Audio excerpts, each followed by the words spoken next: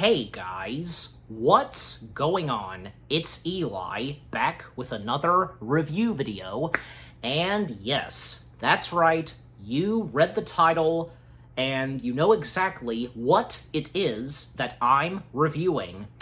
Yep, well, after the surprising success of Afterlife, and it's what brought the franchise back up on its feet, and, despite the 2016 remake being a disappointment, and rightfully so, and a smart move on Sony/Columbia Pictures, they gave the rights back to the Reitman family, and it was Jason Reitman himself who took it upon himself to bring the franchise that we all know and love so well with the first two films, back, and, well, thus we would get Afterlife. It did very well, and it seemed obvious that maybe we would get another I don't want to say the name just yet, we would get another installment, like, maybe in the next year or so, and even some of the cast members from Afterlife, even my mom told me this, that she noticed, and when watching interviews and such, they were smiling, and there might be something being cooked up and such, and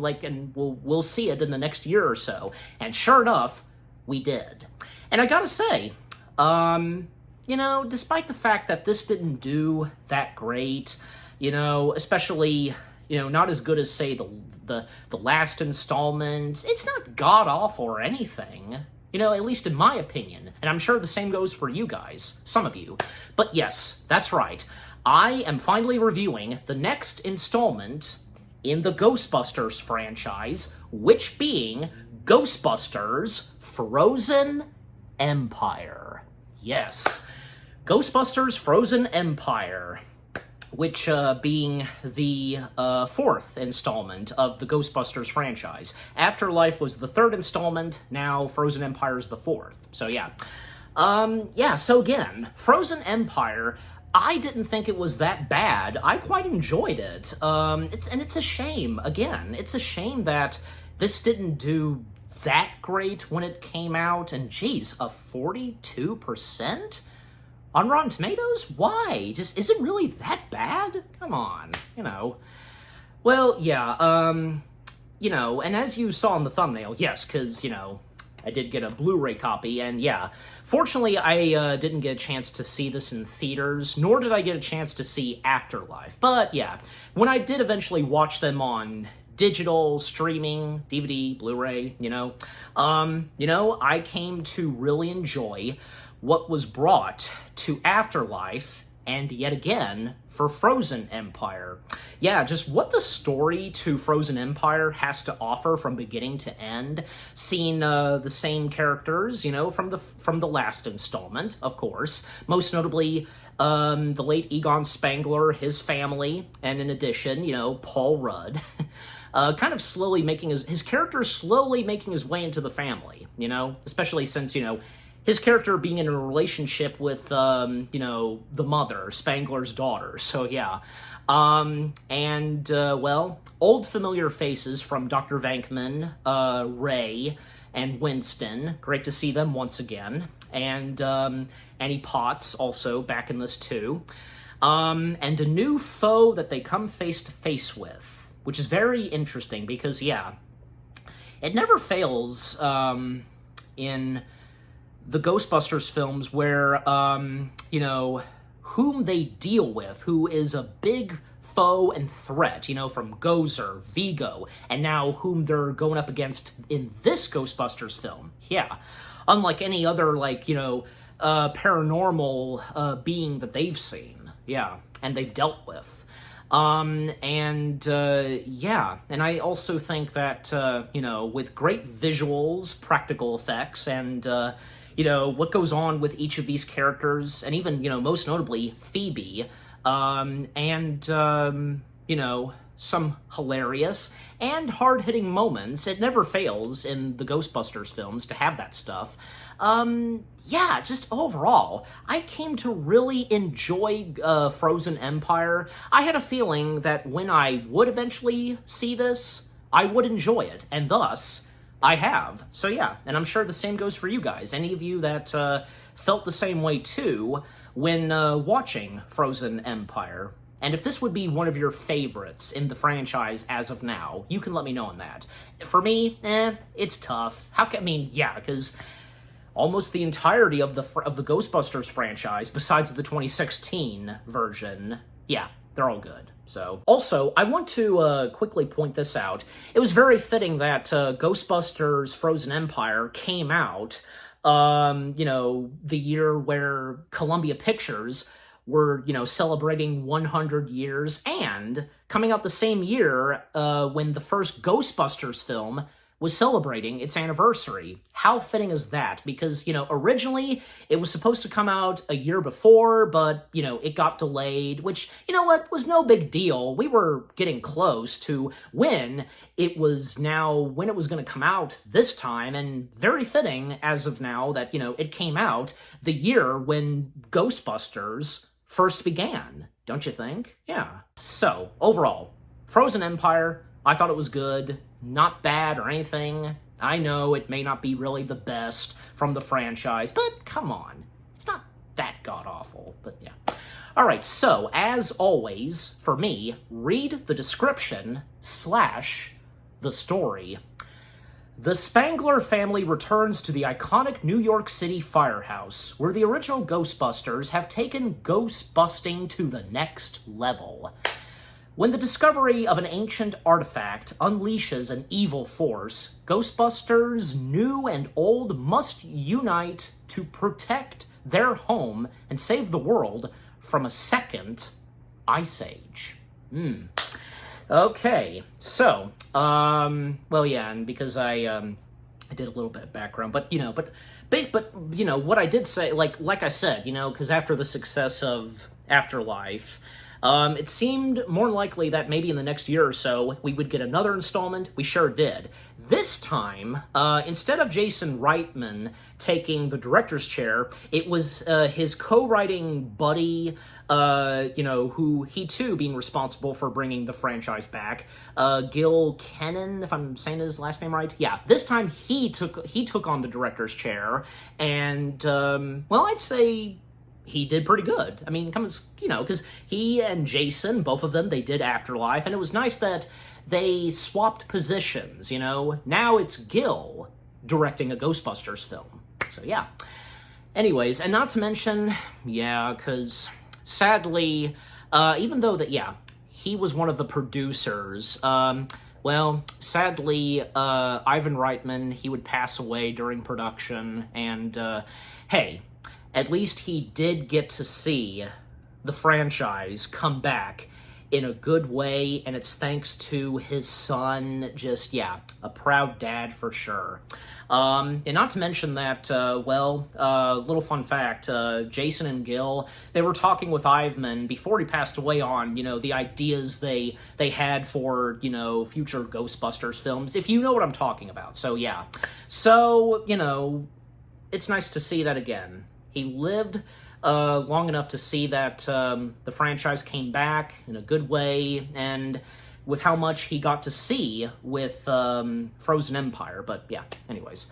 So getting into the film itself, as of now, because done with some background, a little bit more background, let's get into it now.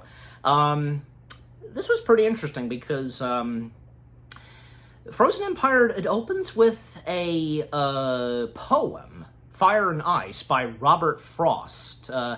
It's a 1923 poem that Robert Frost did, Fire and Ice, and which possesses the two very different apocalyptic scenarios for the end of the world. Yeah. So it reads this: some say the world will end in fire. Some say in ice. From what I've tasted of disaster, I hold with those who favor fire. But if it had to perish twice, I think I know enough to hate, to say that for destruction, ice is also great, and would suffice. Okay, but yeah. So that was pretty interesting how this movie starts off. But if that's not enough, well, The movie then opens with in New York City, of course, but in 1904, because we see these firefighters, the fire captain being played by Stephen Whitefield, and the firefighters, they're just credited as firefighters. Four of them being played by Samuel Gresso, Chris Genesi, Brandon Burke, and Karak Osborne. I might have butchered some of their names, but again, you know me sometimes. Yeah, because them being called in, supposedly this fire happening in this building, and not to mention, they leave the firehouse, which would be the firehouse for the Ghostbusters. Yep, exact same firehouse. Nice. So when they arrive and when they investigate, well, there's no fire.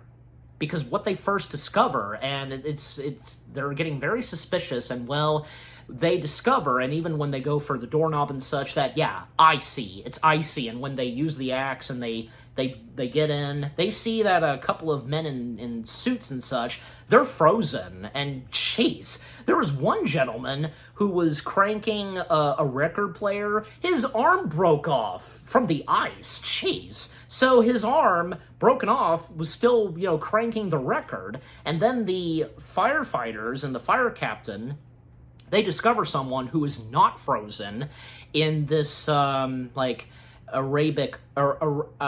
Arabian armor, I want to say, yeah, and holding something suspicious, like it's an orb, and then, yeah, something happens, and chaos unleashes, and yeah, that's the last we see of and what happens to the New York firefighters in 1904. Years later, present time, and well, as of this point, the Spangler family, the mother Kaylee, once again being played by Carrie Coon, Trevor, once again being played by Finn Wolfhard, and Phoebe, once again being played by the sweet, talented McKenna Grace. Yep. And also, alongside with them, Gary Gruberson, yeah, once again being played by good old Paul Rudd himself, aka Ant-Man. Yes. So they're the new Ghostbusters, and well, because them going after one ghost who is basically, and has Phoebe describes this ghost like Hell's Kitchen, sewer dragon. Yeah, because the name Hell's Kitchen, that's brought up. And I think I seem to have forgotten that Hell's Kitchen was mentioned before in the previous Ghostbusters films. Yeah, but anyways, so them trying to get this one ghost, which, again, best described by Phoebe, a sewer dragon ghost, well, Phoebe, taking action, with the proton pack, just like in Afterlife, the hatch, one part of the Ecto-1 where the door opens and, yeah, you step out, and that, yeah, which is really cool. And apparently, because Gary and most notably Kaylee, they don't want Phoebe, doing this, because in what she's doing, too dangerous and risky, and with her getting a ghost and such. Now I will say, because, for all of us, we didn't expect that to go on in this movie. I mean, obviously, when the trailers and TV spots, etc., for Frozen Empire were coming out, well, how were we supposed to know, of course, what was exactly going to go down in Frozen Empire? There's this with the whole thing of Phoebe not being an adult yet and not able to actually be an official Ghostbuster, and a few other things, yeah, that I will mention as I proceed, but yeah. But just overall, that whole sequence where they're trying to, capture the sewer dragon, as Phoebe calls it, and, the risk of damage, of course, and with the proton packs, and also using the ghost traps, and nice to see that, there are more duplicates of the ghost traps than just one. Even, using one that's a drone, which is really cool. Yeah. And overall, like, they do capture the ghost eventually and such, but yeah. But the aftermath of that, and it caused a bit of damage in some parts of New York. And right after that, well, we happen to see the Spanglers, and along with Gary, in the mayor's office. And that being a old familiar face, Walter Peck. Yes. We knew that Walter Peck was going to come back in this, yeah. Walter Peck, once again, being played by William Atherton. And still, Walter's still a dick, even after all these years. He's not changed his ways, especially towards the Ghostbusters, I'll tell you that. And even, asking Phoebe, how old is she? And, well, she's 15, the time and setting of this movie, and, well, that making her a minor, so, yeah. And, well, again, because especially after what's happened and Phoebe causing a bit of damage in some parts of New York, yeah, because, well, she's now, for now, I should say, not allowed to do any ghost busting and such, and yeah, her feeling that that's unfair and such. And besides, I mean, she made it very clear, and when she points out to her mom and Gary that, she saved the world. Yeah, because hello, in the last Ghostbusters film, she did, taking on Gozer. And even when she had assistance from her late grandpa, but mostly it was her. And even Phoebe pointing out to Gary and her mom, and, well, yeah, she's not wrong, where they were ghost dogs temporarily, but yeah. But, yeah, just overall, almost throughout the film, poor Phoebe, not able to do any ghost busting, even when, at times, they are called up to, get another ghost. Phoebe can't tag along with them, which, yeah, that's a shame. Yeah, and, well, because, yeah, now that Gary and Kaylee are now officially together, because, yeah, moments between them, they could be pretty funny and such, and with their personalities, but at the same time, of course, yeah, they, having good feelings for one another, and, yeah, and, well, there's one moment when, Gary, he, empties out the ghost trap into, yeah, because that was, that I forget the name of that, because why do I forget? Yeah, containment unit. Yeah, sorry, that name slipped out of my head.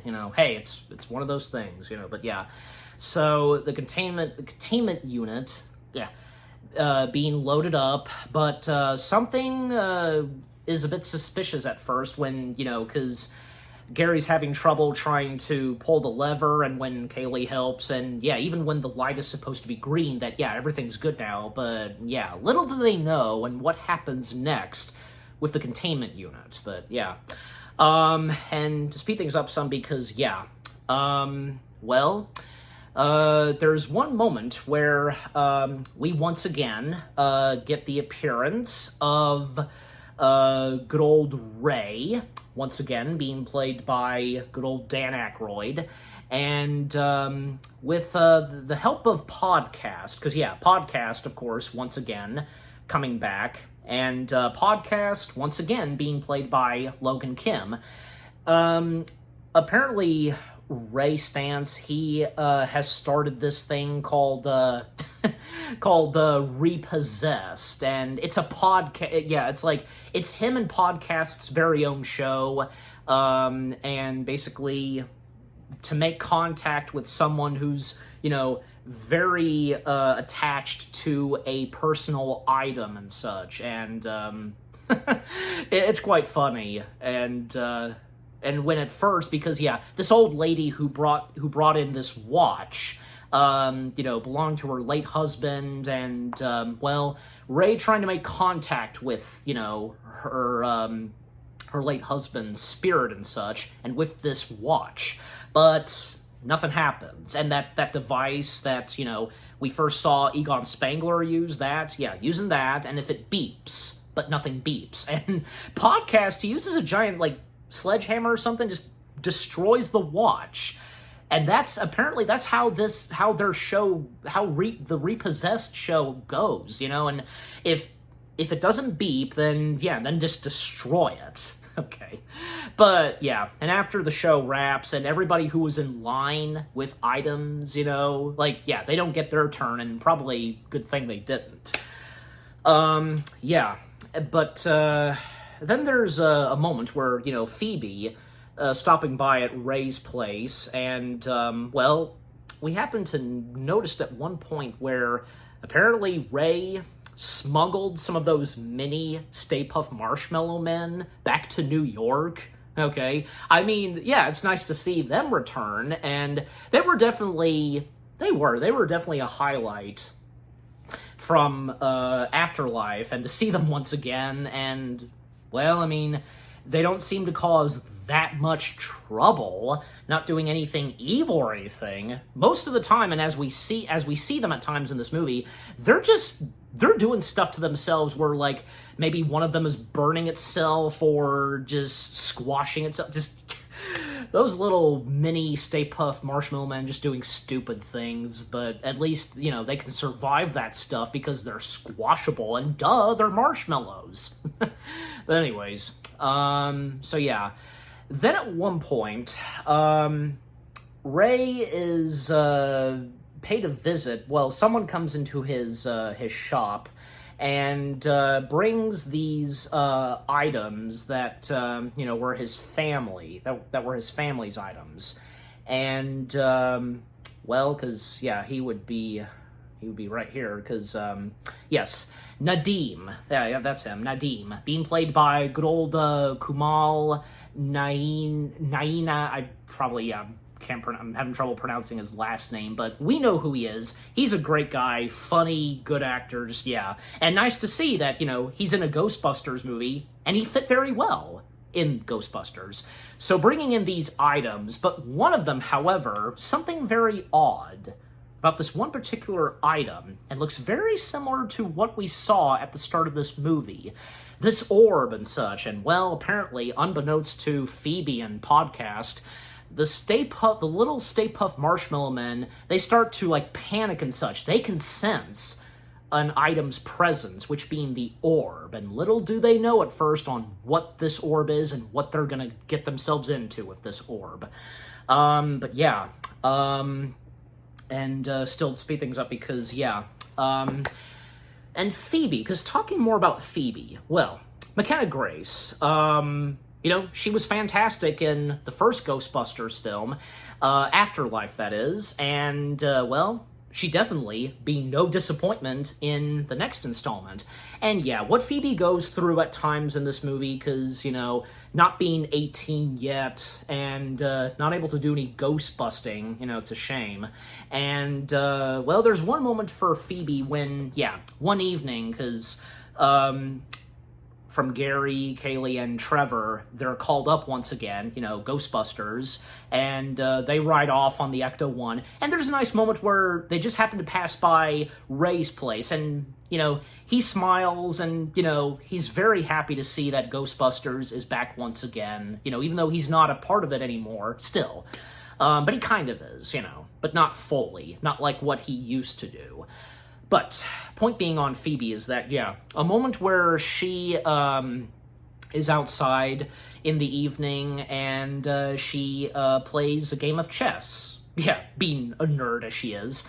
And, well, she's, playing chess by herself at first, but then a ghost emerges. Well, we don't see the ghost just yet, but the ghost, invisible, moving the chess pieces and starts to play with Phoebe. Then we see the ghost materialize, and, well, that ghost being Melody. And, yeah, I don't think, that's another thing. I don't think a lot of us expected that this one ghost, being played by Emily Allen Lind, I don't think we expected how much of a big part this ghost would have in this movie. Not to mention a friendship that builds between this ghost and Phoebe. And yeah, the ghost's name being Melody. Yeah. And it doesn't take too long for them to hit it off. And, Melody is wondering, like, if Phoebe's is scared of her, but she's not. And, yeah. And, well, I mean, she wasn't even when, because Phoebe knew that a ghost started playing chess with her. But, again, they hit it off pretty well, especially because their interactions and how they talk is pretty good. And, yeah. It's nice to see that, how this friendship builds, but little does Phoebe know at first what's up with Melody. And the moments that they share, and to go ahead and talk about that, because, they're pretty good, because, like, what we learn about Melody, she died being burned alive, and thankfully, her face didn't get burned or melt or anything, so her face still looking pretty and such, now as a ghost, and, her saying that, it's difficult, to be 16 for eternity, and also having her own, item, which being matches. And also, Melody at times talking about her parents, her family, missing them, and the talk they have at one point, very later on about,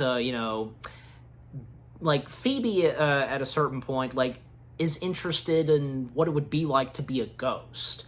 And also the mentioning of, turning into particles and, flying into the galaxy, the universe. That talk they have, just, not really an expert on that stuff, but, still, what they say, But, it's nice to see that, how their relationship and friendship, builds throughout the film. But, again, little do we know really about Melody and what she's doing, but, anyways, so, and to speed things up still, because, well, also, let's talk about, Winston, yes.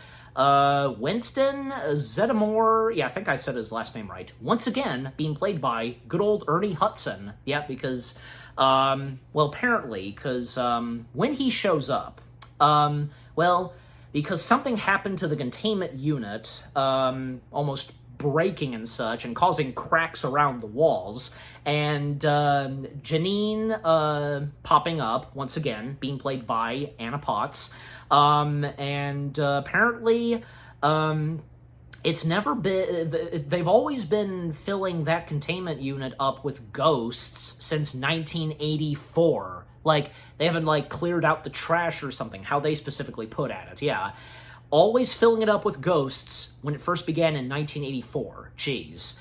And it's like, it's almost filled up, but just, and Janine, mentioning on, Ghostbuster engineers, specifically, that work, for Winston. And apparently, that's top secret, and, even Gary, because wants to know, on the Ghostbuster engineers, but that's funny.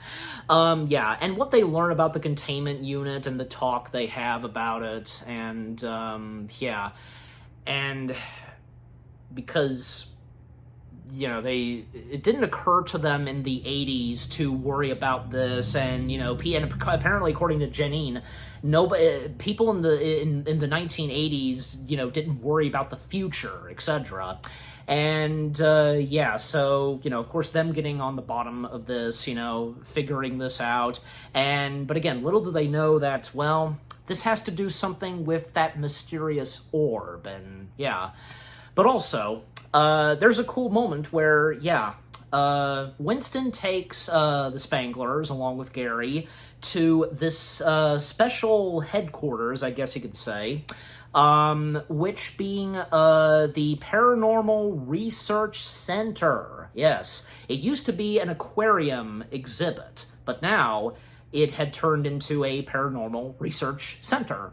And basically, there's a description on this, The Paranormal Research Center is a research and development facility dedicated to the study of ghosts and other paranormal phenomenon. And development of new technologies for ghost busting. Yep. Because it's, and also the address of the center is 6 Victor Boulevard, Staten Island. But, yeah. And, yeah, again, as I said, it used to be like an aquarium expedition, but, it ceased operations at an undisclosed point. In recent time, it was Squatter's Paradise and Rave Venue. Yeah. And Winston, he bought the property and founded the Ghostbusters Engineer Corps. Yeah.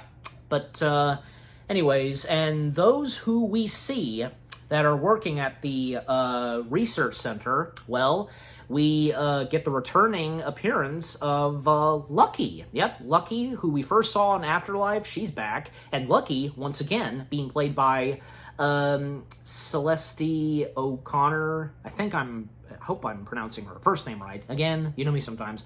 Nice to see her again. And yeah, Frozen Empire doesn't really go in on this that much, but I think it probably is obvious, and, especially after the last Ghostbusters film, that, yeah, there was a relationship, kind of, going on between Lucky and Trevor, and, yeah, they're happy to see each other once again, but also, a new face that we see working at the center is a British character. Yeah. That being Lars Pinefield, being played by James Castor, if I'm saying that right? Yeah. And yeah, all the gadgets and technology that we see at this center, they're really cool.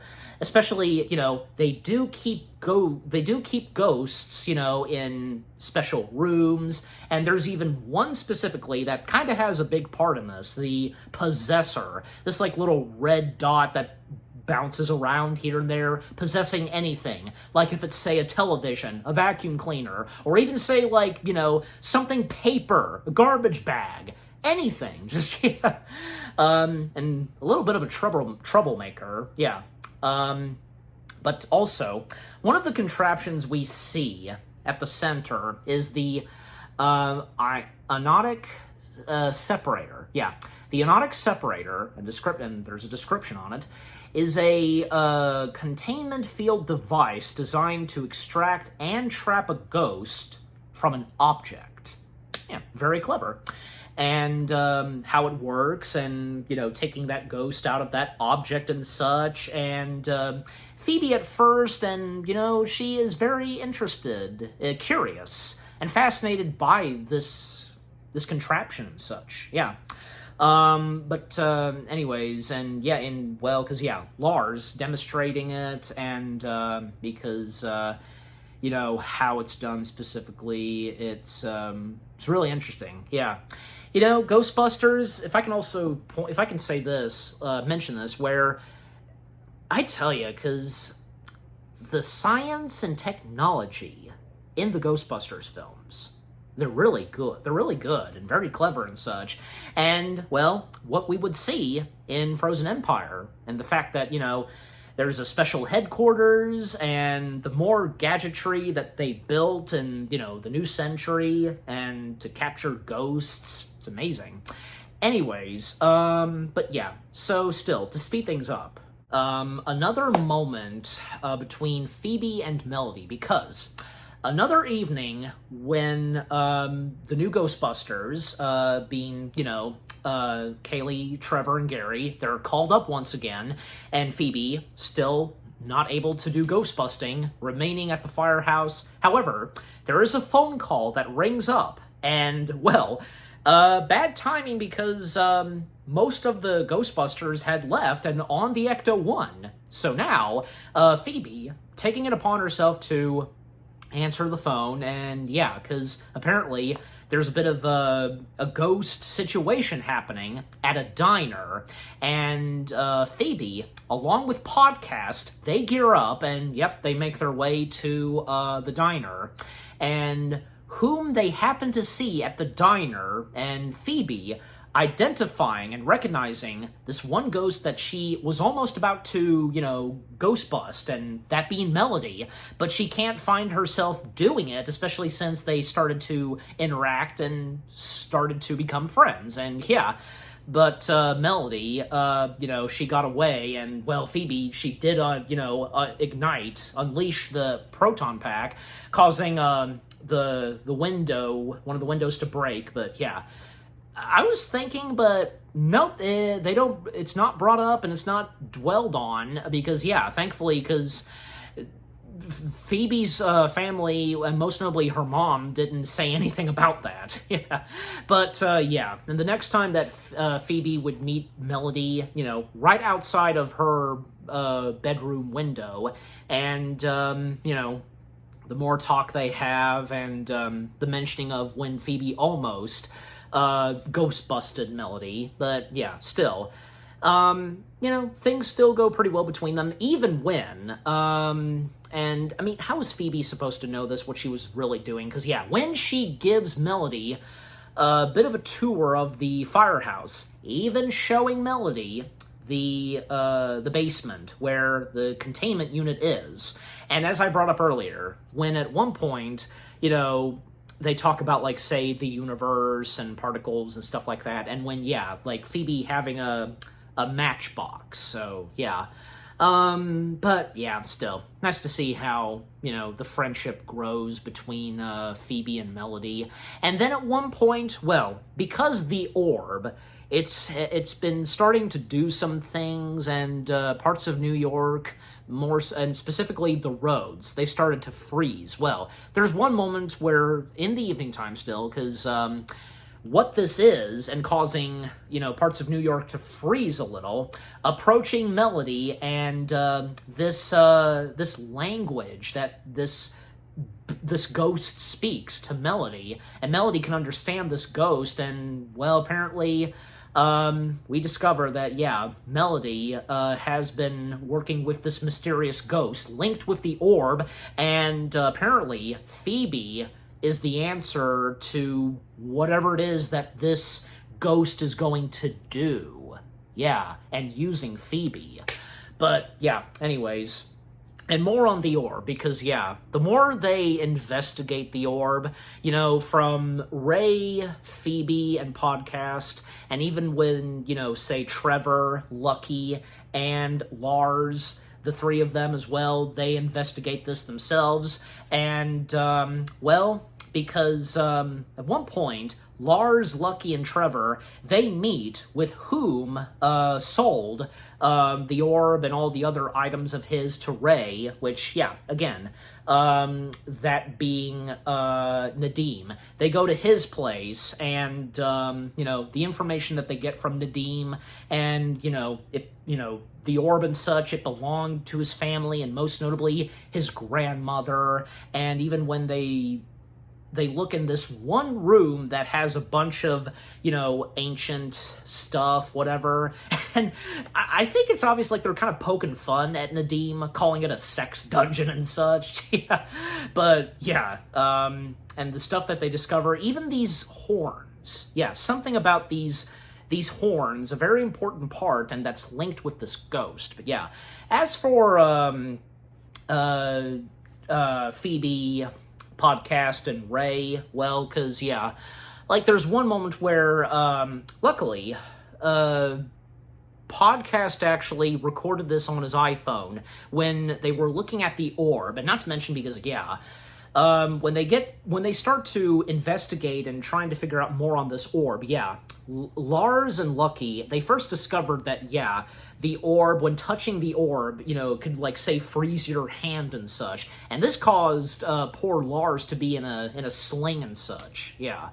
And yeah, just so happens, point being, that Podcast, he recorded some video on his iPhone where, yeah, this language, this orb speaks. And also, the more they discover on the orb, it has a connection with the ghosts. Like, you get the orb close to whatever ghost, and apparently it can possess the ghosts, ordering any ghost to do whatever. Like, even say the mini Stay Puft Marshmallow Men. Yeah. being memorized. Like, at one point we see them being memorized and such by this orb, staring at it, you know, possessively. But yeah, and yeah, because again, podcast, he recorded video of this mysterious language, you know, coming from the orb, and they can't make out what it is. Well, just so happens that Ray knows somebody from the library that could help with what they're trying to figure out more on this orb. And yep, we see them making their way to the library, like what we saw in the first movie, that exact same library. And those two lion statues, yeah, not to mention, we learned that those two lion statues outside of the entrance of the library, they have names. I'll remember to put the names of the lion statues, their names in a text, yeah, so... you know, because they don't have the Ecto-1 to travel to the library, so instead, they use, like, an old motorcycle that's Ghostbusters themed, technically. It's an Ecto-bike, you know. The name of the bike, I'll remember to also put a text, you know, of the name of that bike. And, yeah, Ray taking the helm while, yeah, Phoebe and Podcast, they, you know, ride alongside with Ray. It was pretty funny, yeah, riding on that bike.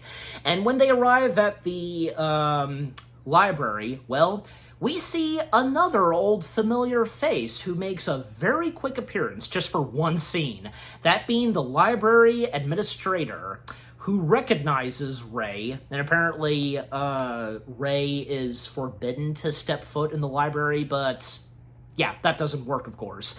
And the library administrator, once again, being played by good old John Rothman, who we did see in the first Ghostbusters film, and most notably after, you know, Egon, Ray, and Venkman, they encountered the librarian ghost and they fled, and yeah, the library administrator shouting, "Did you see it? What was it?"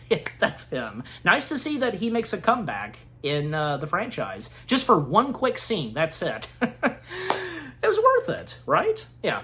And by the way, while we're on that subject, because I'm sure as all of us know, unfortunately, yeah, Sigourney Weaver, you know, not making an appearance in this as you know who, she chose not to, as I recall hearing. You know, I mean, it was great to see that she did come back in the franchise, you know, in one of the end credit scenes of Afterlife. But you know what? Watching Frozen Empire, it worked out fine with her not appearing. I mean, granted, it would have been nice. It would have been nice if maybe she did appear and maybe helping out all of the characters, you know, being another helping hand in the climax. But it was okay, yeah. And, of course, that also goes for Rick Moranis, yeah, because we, of course, know that, you know, him not appearing in the previous Ghostbusters film and this, you know, Lewis, that's okay. Still worked out fine with, you know, having neither Weaver or Moranis appearing, so, yeah. Anyways, so, yeah, because... when Ray, getting back to the movie, when Ray, Phoebe, and Podcast, they make their way into the library, further into the library, and whom they meet with that Ray happens to know of, who is thankfully quite an expert on what they're trying to figure out with this orb. And, well, that being, yeah, because, well... I know I saw him, like, in the cast, like, IMDb sometimes, you know. Yeah, here he is. Jeez, like, he's further up, but yeah. Dr. Hubert Wardski, I think I'm saying his last name right, being played by good old Patton Oswalt. And, you know, Patton Oswalt, he's someone that we would see in almost everything, right? And you know what? He was another good addition, and fits so well in the Ghostbusters franchise. But yes, so when they turn to Dr. Hubert, and when they get assistance and help from him, and, well, thankfully, he does believe in the paranormal stuff and so on, and when, you know, they go into one part of the library to, you know, do further research on, this, like, orb and such, and where it came from. And, yeah, apparently, this orb is linked with this, phantom god called Garaka. I think I'm pronouncing that right, hopefully. Garaka.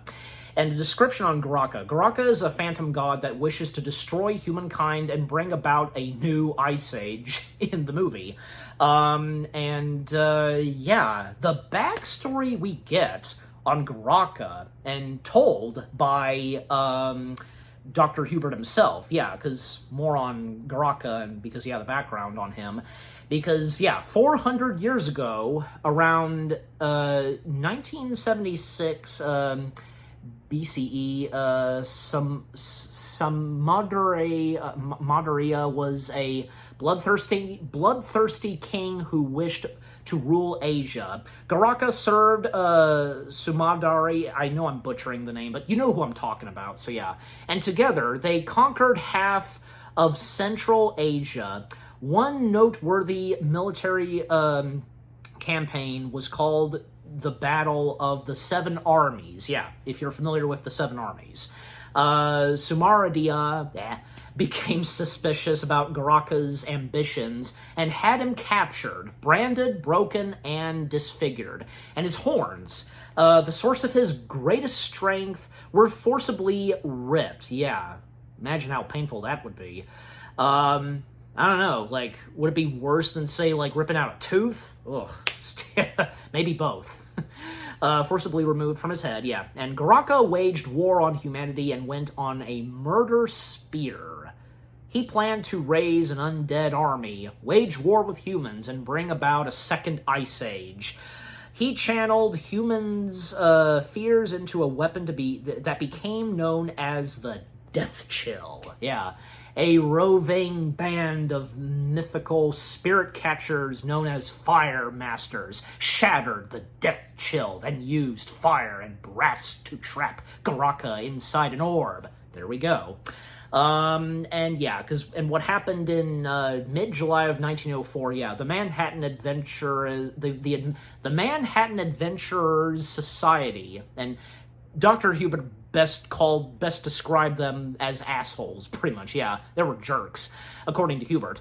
They held a gathering at their headquarters in New York. They took out the orb and played a recording of the chant, which, perfectly, if I'm pronouncing that, I might be mispronouncing it, but yeah, opened the orb, and yeah, that's when those firemen, they showed up, and when they got there, they discovered that, yeah, those members of that society, they were frozen. Yeah.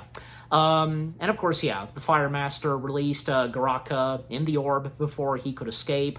Hook and Ladder Company 8, who were called to the society headquarters, entered the room and noticed her, then slowly approached her. And yeah, so there's that. Yeah, so nice to, yeah, good thing, because yeah, I talked about and just why not, you know, talking about the background of Garaka, so yeah, and now they know what they're dealing with, at least for now.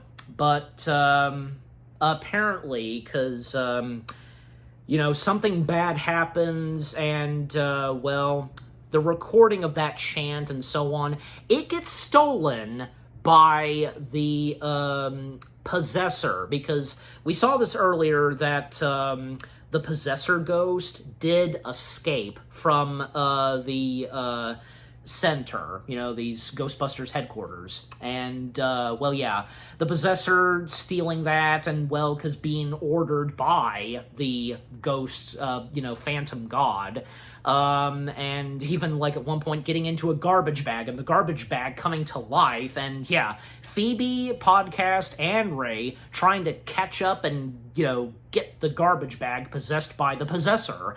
And there's one moment, a nice Easter egg, where poor Ray, he comes face to face with that ghost librarian, and yeah, the ghost librarian, but then charging at Ray and get her! So funny, you know, because what happened in the first Ghostbusters film with, you know, Ray saying, get her, and then, hey, very later on in the movie, when confronting Gozer, and then Venkman saying to Ray, you know, go get her, Ray. So good. And speaking of Venkman, how have I not talked about Venkman already? Because, yeah, Nadim is brought in to Ghostbusters, you know, and being questioned and such. And apparently, them discovering that he is a fire master, and maybe he could be possessed. And, well, Dr. Peter Venkman, who once again appears, being played by, once again, good old Bill Murray, questioning Nadim and trying to get him to, do something, and if he's possessed, and, by throwing pens at him, and that special kind of helmet that he wears, just like what Lewis wore, and it's pretty funny, and especially because with Venkman. And little does Nadim realize, and actually, very early on in the movie, little did he know that he did this, where, he can control fire. He has that in him, somehow. Because, doing his finger, moving it, and making the fire move, yeah. And when Nadim realizes this too, and when it's, discovered that, he is the fire master, as he's called. So, so, again, back to Ray, Phoebe, and Podcast, them chasing after the possessor. Even Hubert is right behind them. That's nice to see. And when they get outside of the library, and Ray happened to spot where the garbage bag is, because Phoebe and Podcast, they saw a bunch of other garbage bags, but thankfully, it wasn't one of them. The garbage bag was on top of one of those lion statues, but, because I think we know where this is going. Right? Because, well, one of the lion statues comes to life through the possessor ghost, and, roaring and almost going after, say, Ray, Phoebe, and Podcast. But thankfully, in the Ghostbusters-themed motorcycle, there is a ghost trap and a proton pack, and by using that stuff and trying to push the right specific button, overall, they managed to stop and defeat and, capture the possessor. But unfortunately, this caused one of the lion statues to break, literally.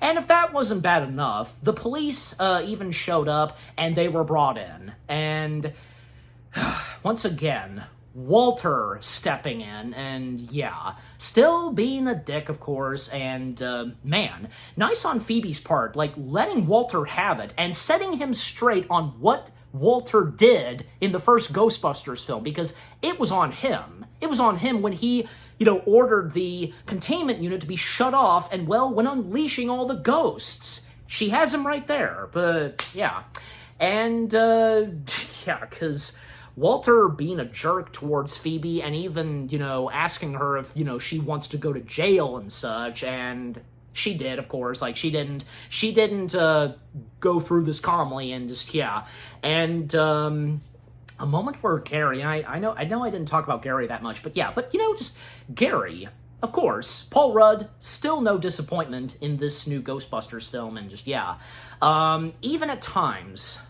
mentionings where, the whole thing of, to put it this, like, the whole thing of, if Gary would become, like, say, their new dad or something, that whole thing.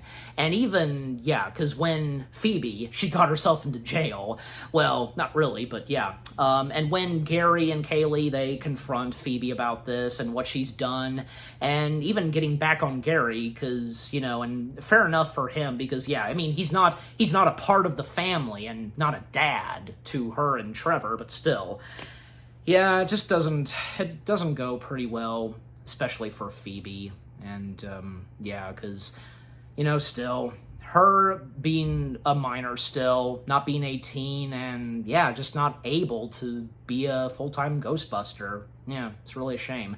And like I said, because not just the funny moments, but the emotional, hard-hitting moments, they're very well done, and in Frozen Empire, I think it succeeded. And also, a moment between Ray and Winston, because Winston, he's kind of had enough with all this, and, can tell that Ray, he doesn't want to stop, and he, especially since what's going on right now, and just, it doesn't go too pretty well at first. And also the mentioning of golden years, and, what Winston says to Ray, like how they should be spending their life right now, just, each of them.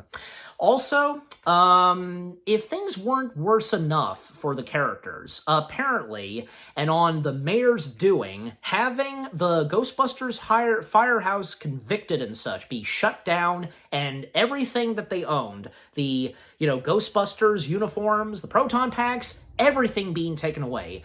Well, it's a good thing they still have the Ecto-1, because, yeah, and even when, they made their way back to the firehouse, yeah, because, and, having to take off the lock and such, and just, yeah.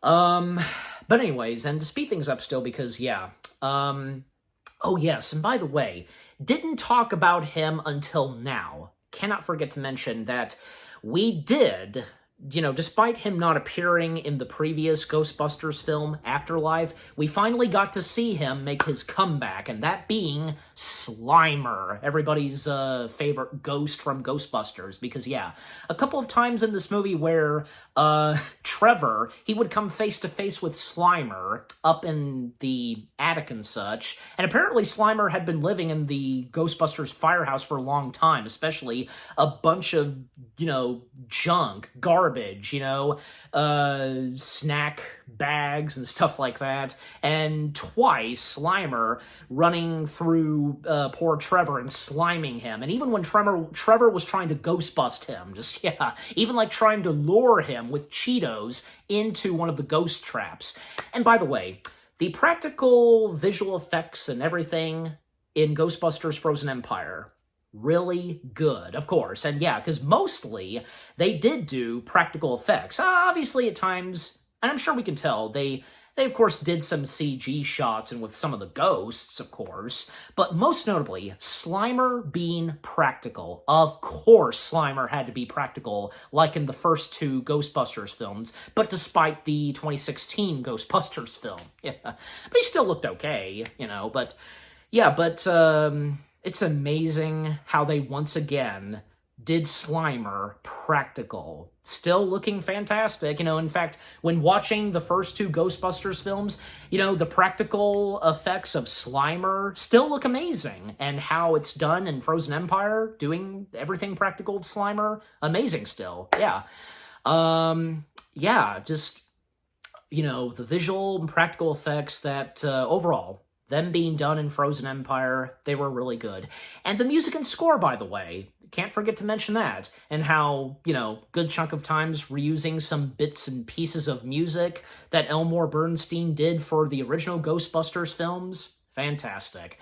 So anyways, continuing on with the movie, because, Ray and some of the others, they're not giving up still, and especially with the orb. And even when, the more they talk with Nadim, and even when at one point they try to get Nadim to, do his trick, moving fire and such, because he's the fire master. And eventually he succeeds, but he then starts to practice more, and with a match, a lighter, I should say. You flick it and that whole thing.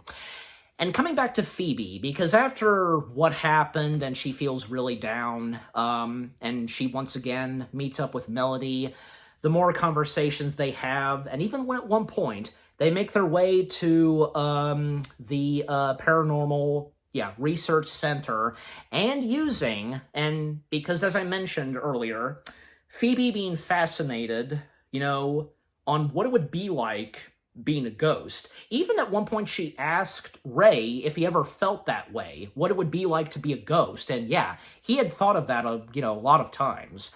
Being fascinated with what it would be like to be a ghost.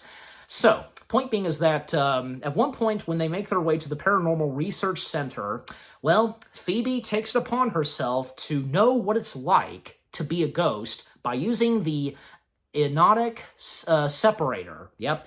Basically, her spirit and such being, taken out of her body, that whole thing, and that's what happens.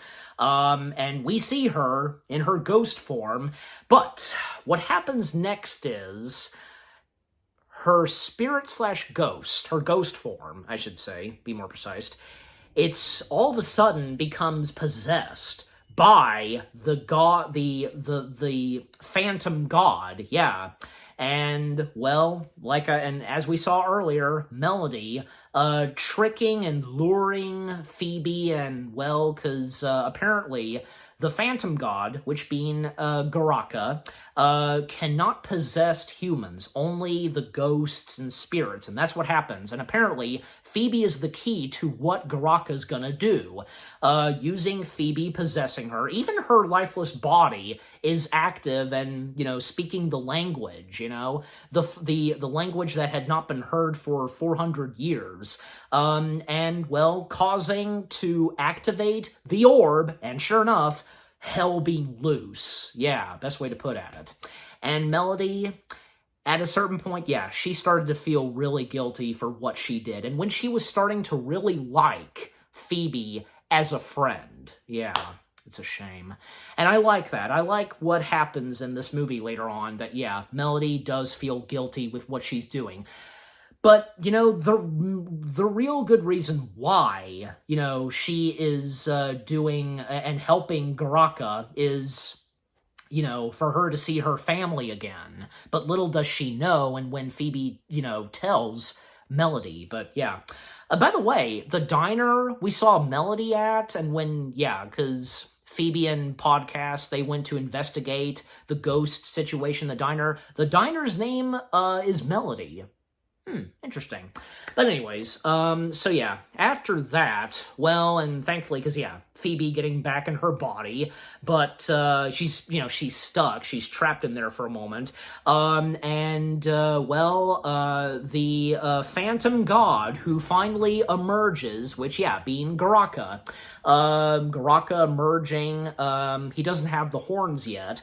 But there's one moment, and nice on her part, Lucky emerges, trying to take on Garaka, but she's no match for Garaka, using the proton pack, and apparently Garaka freezing the lasers and such that come from the proton pack. Yeah, that's interesting.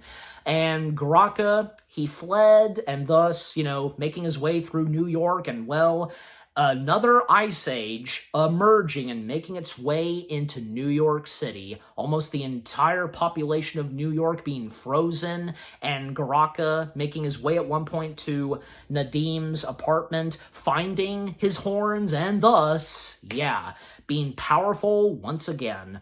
And, well, this is where, we're slowly but surely getting to the climax in the third and final act of this movie. Kaylee, Gary, and Trevor, the others, making their way to the Paranormal Research Center, and Lucky informed them on what happened here and such, and, well, all of them making their way back to the firehouse. And a moment where Phoebe, she feels very guilty on what happened, and saying to her mom and Gary that, I understand you hate me, and them telling her that we don't hate you, we're just worried about you. And even, Kaylee saying to her daughter that it's okay, and even, she even encouraged her to, do the wrong things or something, how she puts at it, and yeah. But, yeah, Phoebe, knew that, she made friends with the wrong person, or so she thought, because, yeah, Melody was starting to really like Phoebe, and at a certain point felt really guilty with what she was doing, and putting her, and where she put her new friend in this position, yeah. And to speed things up still, because, yeah, everybody arriving, and new gears and proton packs from the research center being brought in, and, Ray, Winston, Janine being there, as well as Nadim. And this is the first time that some of the characters from Kaylee and Gary, they're meeting Nadim, and Nadim introducing him as the Fire Master, and him still practicing. He had still been practicing with the trick of, controlling fire and such. Even at one point, Venkman showed up as a helping hand, and this is where we even get to see Janine in the Ghostbusters getup. Even Venkman, he's happy to see that. And yeah, it's nice that we finally see Janine in the Ghostbusters getup in action. Good on her. She deserved it. And well, Garaka is almost near the Ghostbusters firehouse, and Garaka, I presume he was the voice, right? It was Neil. It was the director of the film, Gil Kinane. Again, if I'm pronouncing his name wrong, just yeah. And he also did the Possessor. That's interesting. Yeah, uncredited, but yeah, and those that are uncredited, yeah, from say Frozen Explorer being played by Lance Phillips, Busker being played by Alan Messam, if I'm saying that right. Midway Girl being played by Suki Una Ray. New Yorker being played by Sarah Jane Riddell. New York City Policeman being played by Robert James Smith. And yeah, and by the way, 2 times where we saw 2 policemen, you know, they witnessed like the Ghostbusters Ecto-1 passing by and such, and just, it was pretty funny with those 2 policemen. Should we call in? No, they got this. Should we call in? Yeah, then at the next time we see them, yeah, that's when they do call in. So that was funny. But anyways, and to speed things up still, because yeah, because the New York cops, like, yeah, they were played by Jonathan Mercedes and Vinny Coppola. Yeah. There was also some of the other characters who were credited. There was podcast... Oh, you know, I'll mention her later on. There's Vape Shop Clerk being played by Jess Gallegos, if I'm saying that right. Women's Friend at Beach number 1 and 2. They were played by Desi Patino and Victoria Geiler, yeah, and 2 who are credited as Tourist Couple Looking at Map. They were played by Remy Germinario and Michael Kushner. Yeah, I think I got that right. But, all right, so yeah, but continuing on, because, yeah, everybody is standing by. Also, there's a moment where Phoebe, actually, she talks with Ray about this, yeah, on Brass. Now, Brass, basically, and thankfully, yeah, because I checked, and yeah, there's a little description on this, yeah, because, and with the fire, this also has to do with the Fire Master, Nadim.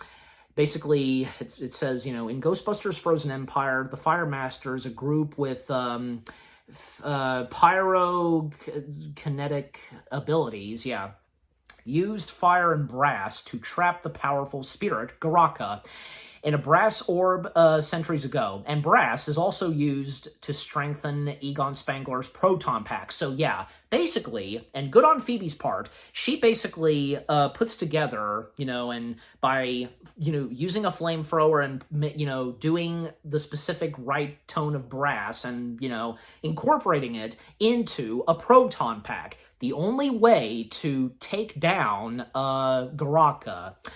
So yeah, and what goes on in the firehouse, because yeah, well, there's one moment where, once again, the Possessor ghost pops in, and wow, this was interesting. The Possessor possesses the Ecto-1, backing up and almost ramming over Venkman, Winston, Ray, and Janine. Yeah, but thankfully that didn't last long, where the Ecto-1 was possessed, and jeez, the headlights, you know, of the Ecto-1 were red, and a demonic version of the Ecto-1 sirens, you know.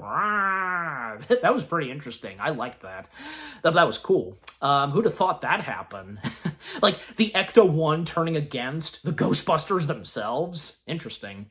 And there's even a moment where, yeah, the Possessor still roaming around the firehouse, even at one point possessing Lucky's proton pack, and well, Trevor trying to take on, and as well as Gary when he steps in, and even at one point the Possessor possesses Pizza, but thankfully good on his part. Slimer eats the pizza, and apparently that's it for the Possessor, being taken down by Slimer. Yeah, I know that ghost, yeah, and as we saw in the trailer, I think, yeah, because Trevor, saying that, I know that ghost. But yeah, well, even at one point, Trevor and Lucky, they were up top of the roof, seeing if Garakik was around, but yeah, and he was coming near, and even they noticed a kid's tricycle being possessed, but yeah, that was the Possessor, but just wanted to throw that out. So yeah, at one point, they all come together when Garakik does finally show up, and yep, this is where, from Winston, Ray, Venkman, Janine, Kaylee, Gary, Trevor, and Lucky, they all come together, and them trying to take on Garakik using their proton packs, but unfortunately, even if it's if it's more than just one, there's still no match for Garakik. Yeah, because easily freezing the lasers and such that come from the proton packs. Jeez. And then, at one point, Nadim emerges. He's now wearing the armor that, presumably, that was his grandmother that, she wore. Wearing that, and when he comes down the fire pole, with that armor, there's a bit of scraping, an awkward entrance for Nadim. And when he tries to confront Garakik, but then he tries to, talk man-to-man with Garakik, but that of course doesn't work. And even when he tries to do his, Fire Master powers, but unfortunately, he used up all of the fluid from the lighter, and yeah, not able to do fire. Doesn't have fire on him. Then at one point, we see Phoebe. She by this point, she did the brass, but we do see her down in the basement where she once again comes face to face with Melody. And Phoebe was about to, she was going to attempt to, ghost bust Melody.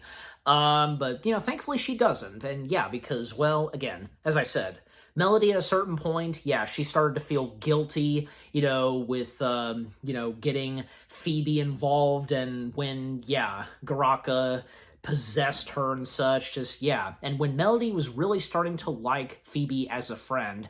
And again, Melody doing this in hopes of reuniting with her family, but Phoebe, addressing to Melody that, that was more than likely not going to happen. Also, the containment unit being unleashed, and because Garakik was basically, about to, and he did, breaking the containment unit, unleashing it, and because the beam that shoots, and chaos unleashing in New York with the spirits and ghosts, and Garakik, easily, defeating our main characters, the Ghostbusters, having them cornered by ice. At least, thankfully he didn't kill any of them.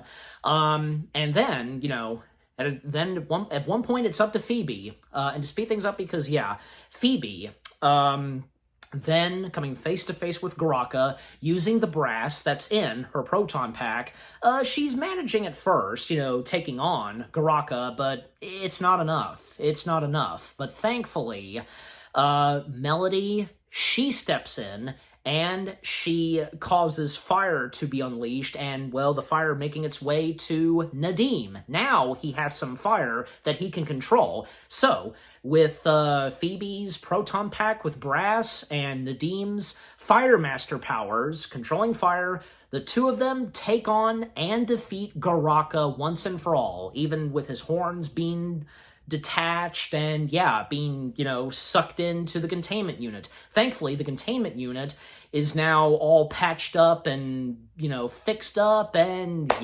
overall, evil is defeated. The phantom god, Garaka himself, is taken down once and for all, and the entirety of New York City is unfrozen and back to normal. Yeah. And, well, everybody in New York applauding and such, and, well, even then, we see, we get one last moment between Phoebe and Melody, and where, yeah, things are patched up between both of them, and even Melody offering Phoebe the box of matches, yeah. And, well, Melody disembarking and saying to Phoebe, see you on the other side, etc., what she says. And also, everything's patched up with Phoebe and her family and so on. And now, because it's obvious by this point that Phoebe, now being a full-time Ghostbuster officially. And when they step outside the firehouse, everybody's there cheering and applauding for them. And Walter stepping in, and he was going to take them down once again. But thankfully, the citizens of New York, they confront Walter and they tell him to leave the Ghostbusters alone, and, they saved the day. By this point, Walter can't do anything, so he allows this, rightfully so, even though he doesn't like it still. Yeah, he can't argue with the thousands of citizens of New York, so what can he do, really? But yeah, and even also Phoebe accidentally, but technically officially, calling Gary Dad. Yeah, and well, then the iconic Ghostbusters theme song plays, and each of the characters being interviewed by the news anchors, and also a fan of podcasts takes a selfie with him, and yeah, she's credited as Podcasts fan. I was going to mention her, but yeah, I wanted to wait until I got up to there. Podcasts fan, being played by Georgia Aaron. Yeah. Seems like maybe Podcast will get a girlfriend or something. Lucky him. But yeah, and, well, once again, they're back in business, and doesn't take them too long to, get another ghost, because we see Slimer and that one ghost, which being the sewer dragon, they start to, run off, and yep, that's when the Ghostbusters are in action. The Spanglers and Gary, and of course, Phoebe. And nice to see that Kaylee has her son Trevor take the wheel of the Ecto-1, but just to still keep an eye out for, the crowd, and just making their way through the crowd out of the firehouse, and that was pretty funny. Yeah, and right before the film ends, we come to the credits. There's a nice little dedication that says, "For Ivan." Yeah, that was nice and sweet. Of course, rightfully so, for them to do that. Yeah, and of course with the credits rolling, but there is a mid-credits scene that we get. Well, basically what happens is that this, truck driver, which, yeah, that's how he's credited, truck driver, being played by Adam Murray. Yeah, obviously he would be in relation to the Murray brothers, right? I'm just saying, because, anyways. Yeah, the truck driver, we see this truck driver getting gas, and apparently we see behind him that his white truck starts to drive itself. Somehow it's possessed. Could it be the possessor? That's what I was thinking of at first, but nope. It's the mini Stay Puft Marshmallow Men. How did they get in that truck? And just so happens that that truck is a Stay Puft Marshmallow Man truck. Yeah, delivering the Stay Puft Marshmallow Man stuff, just, that makes it more funny. So, yeah, that was a funny way to end off the movie with that mid-credit scene. Just, yeah. What a great / funny way to end off the film, where, yeah, a happy ending for the Ghostbusters and for Phoebe, and, well, that mid-credit scene where we, one last time in the movie, see what the mini Stay Puft Marshmallow Men do, and what they do in the truck, even one of them burning themselves with that, little adapter or something. Just, yeah, it could burn your fingers, pretty much, yeah. But, yeah, anyways, so, yeah, Ghostbusters Frozen Empire. Yeah, again, I didn't think it was that bad. I really enjoyed it. And it's a shame, again, that this didn't do that good when it first came out. But obviously, you know, there are those like me that enjoyed this. And yeah, it's not god-awful or anything. It just, yeah, it just had a bit of bad luck, you know. Couldn't be good as, say, you know, what the last Ghostbusters film had to offer, but still, overall, there's no way that this is bad. It's just, yeah, it's okay for what it is. But for me, I really enjoyed this. From beginning to end, the story, the characters, a few new faces that we see, some more old familiar faces that we get, like, you know, the library administrator, Walter Peck, of course, and new ghosts that they come face to face with, and most notably, Garaka being the main antagonist. Also, because, you know, one of the other, to mention some of the other ghosts, like, yeah, because most notably, there's one ghost who pops up a few times, that being Pukey. Yeah, Pukey, you know, who kind of like Slimer, like, vomits out, like, you know, ghostly slime, you know? Yeah, he was pretty funny. And also, the funny / heart-hitting, emotional moments in this movie, really good, as I said. The practical and visual effects in Frozen Empire, fantastic. The music and score, the action adventure, the climax, what goes on in this movie here and there, just, yeah. And, you know, more great character development for these characters, just, yeah. Overall, Ghostbusters Frozen Empire. Again, I don't think it's that bad. I really enjoyed it, and I'm sure, yeah, the same goes for some of you. Yeah, you can let me know, again, as I said. And I'm giving Ghostbusters Frozen Empire, yeah, why not? And because, you know, how I've said how much I enjoyed this, I'm giving it, yeah, 8 out of 10 stars. Yes. 8 out of 10 stars for Ghostbusters Frozen Empire. And what about you guys? What did you think of Ghostbusters Frozen Empire itself? Any of you that got to see this in theaters? Any of you, like me, didn't think it was that bad? Did you guys enjoy this and felt that, you know, this isn't god-awful or anything? It, you know, it's okay for what it is, but yeah, I really enjoyed this. Yeah, if you have that attitude.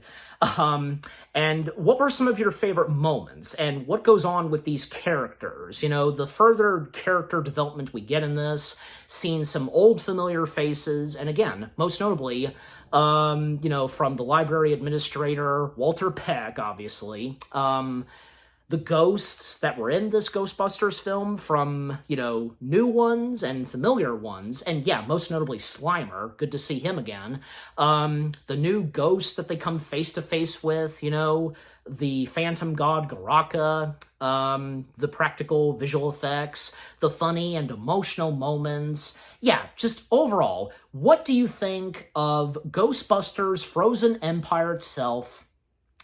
And with what I've had to say, my review on it, and yeah, what did you think of my review of Ghostbusters Frozen Empire?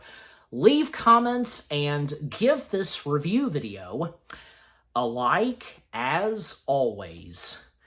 And so, with all that being said, thank you very much for watching. I hope you guys enjoyed my review of Ghostbusters Frozen Empire. More review videos are coming your way. They're going to be awesome. Keep looking forward, and I'll see you guys in the next video / review. And stay tuned later tonight because, well, what I will be reviewing next, well, to best describe it, let's just say it stars Ryan Reynolds, dealing with some imaginary friends. Yeah, I think it's obvious what it is. Yeah. Again, stay tuned for that. Take care, and until the next Ghostbusters film, peace out. I ain't afraid of no ghost.